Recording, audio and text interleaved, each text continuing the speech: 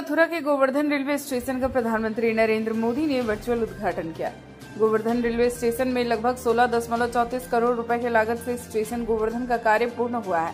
प्रधानमंत्री नरेंद्र मोदी ने वर्चुअल उद्घाटन किया। इस अवसर पर स्थानीय विधायक के साथ साथ कार्यकर्ता, जनप्रतिनिधि शामिल हुए और प्रधानमंत्री नरेंद्र मोदी भाषण सुना। वहीं कार्यक्रम में मुख्य रूप से राज्यसभा सदस्य चौधरी तेजवीर सिंह ने कहा, अमृत भारत स्टेशन योजना के तहत गोवर्धन रेलवे स्टेशन का पूर्ण विकास प्रधानमंत्री जी ने वर्चुअल उद्घाटन किया है। उन्होंने कहा, आगामी गुरु पूर्णिमा पर मुड़िया मेला में देश के कोने कोने लाखों श्रद्धालुओं, स्थानीय और पर्यटकों को अब असुविधा का सामना नहीं करना पड़ेगा। अब स्टेशन पर यात्रियों को सभी सुविधा मिलेगी, जैसे कि स्टेशन पर होने से सर्कुलेटिंग एरिया, जलपान गृह, शौचालय, टिकट काउंटर, वेटिंग एरिया की सुविधा होगी, जहां ब्रजवासियों सहित गोवर्धन के लोगों में खुशी की लहर है।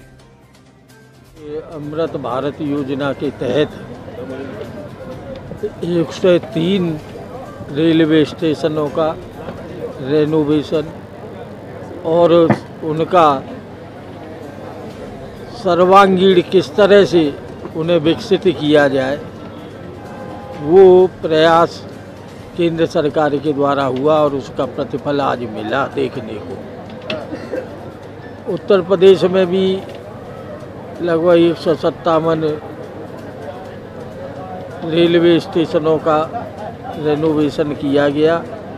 वहाँ जो कमियां थी उन कमियों को पूर्ण किया गया और आगरा मंडल में 5 रेलवे स्टेशन को इसमें लिया गया, आगे और आएंगे। यहाँ जो गोवर्धन जो पर्यटन का क्षेत्र है, पर्यटन की दृष्टि से यहाँ बहुत पर्यटक आते हैं, श्रद्धालु आते हैं, देश विदेश से आते हैं, तो उनके लिए ये स्टेशन एक सुखद अनुभूति प्रदान करेगा। जब वो यहाँ आएंगे तो देखेंगे कि पहले और जो अब का वर्तमान भारत है उसमें कितना बड़ा अंतर है। पहले की सरकारों की तुलना में, आज की सरकार की तुलना में, मोदी जी की सरकार की तुलना में कितना बड़ा अंतर दिखाई देता है। यहाँ तमाम विकास की योजनाएं यहाँ लागू हुई और पूर्ण हुई हैं। उनमें दिव्यांगों को अभी ध्यान रखा गया है। वेटिंग रूम बड़ा किया गया है, उसे सुसज्जित किया गया है।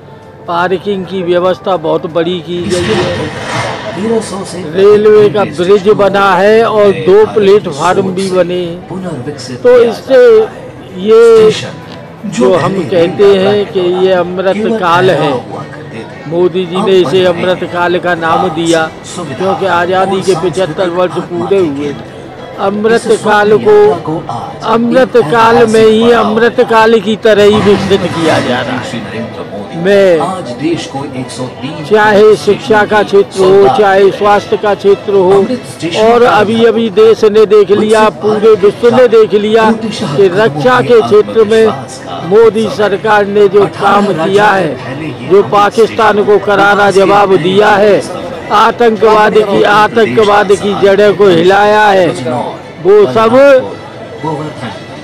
ये हमारे विकसित भारत की ओर 2047 में जो लक्ष्य है, उस लक्ष्य को हम प्राप्त करने का एक माध्यम और रास्ता हमें दिखाई पड़ रहा है। भारत 2047 में विकसित भारत का स्वरूप लेगा। भारत फिर से महाशक्ति बनेगा और भारत विश्व का नेतृत्व करने वाला देश बनेगा। आज इस अमृत भारत